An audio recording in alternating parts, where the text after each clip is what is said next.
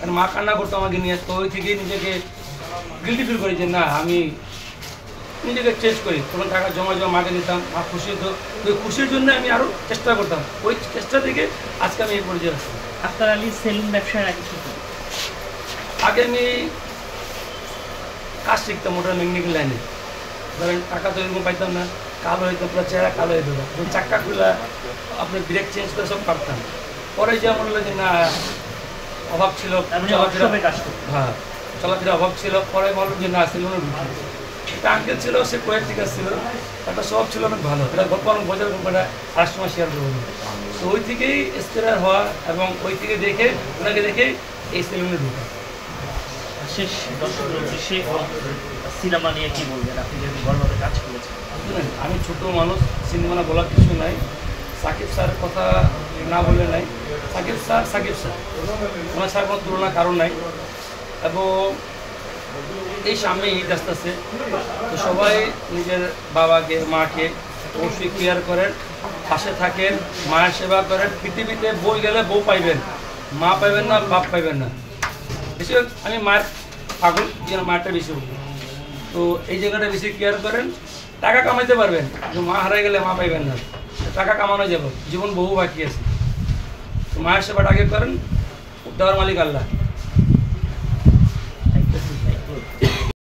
মানে আমরা তো দেখি যে বৃদ্ধ লোক ছিল, আপনি কোন লোকটায় কাজ করেছিলেন? সব লোক নেই, বৃদ্ধ লোকটা তো আসলে বাংলাদেশে না। বৃদ্ধ লোকটা তো ওটা তো ইন্ডিয়াতে, হ্যাঁ। যারা একটা দেখবেন চুল আছে আপনার মিডিয়াম লুকটা, লং হালকা চুল সিল্কের উপরে, ওই লুকটা আমার না কাজ করে। একটা ছেলের মানে লুক আনতে মানে সবচেয়ে কোন জিনিসটা আগে দরকার, চুলের কাটি নাকি আগে? দেখেন স্যারের মাশাল্লাহ চুলটা ভালো আছে, দাড়িও মাশাল্লাহ, ফেসও মাশাল্লাহ, সব কিছু মিলে প্যাকেজ যদি বলি মাশাল্লাহ বলার ভাষা নাই। কারণ আমাদের ইন্টারন্যাশনাল বাংলাদেশের ভিতরে উনি একজন ব্যক্তি যে ইন্টারন্যাশনাল যে কোনো মুভির উনি কাজ করতে পারে এবং উনি সুন্দর একটা উপহার সবাইকে দিতে পারে।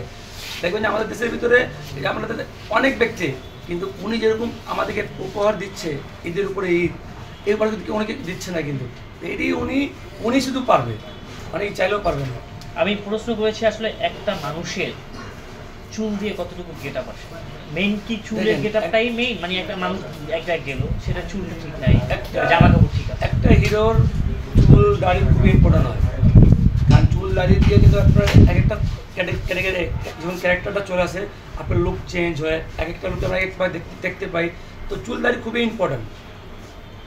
আপনি রাজকুমারে কাজ করেছেন, আপনি আরও একটি সিনেমায় কাজ করেছেন, তার এই যে আমি ধরেন নর্মালি টোটাল 11টা মুভিতে কাজ করেছি আমি, সবারটা মিলে মিলে।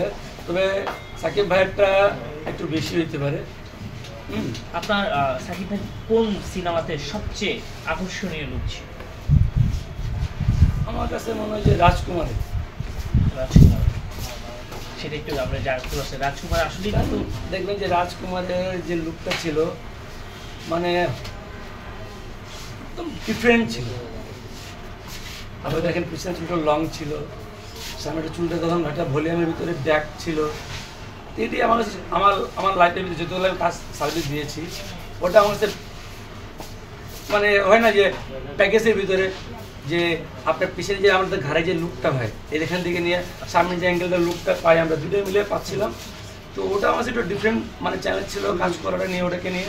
এবং এখন যে দেখতেছেন আপনার বড়বাদের ডিফারেন্ট লুক আছে, 3টা লুক এখানে আছে, ধামাকা লুক আছে, সামনে আরও দেখতে পারবেন আপনি।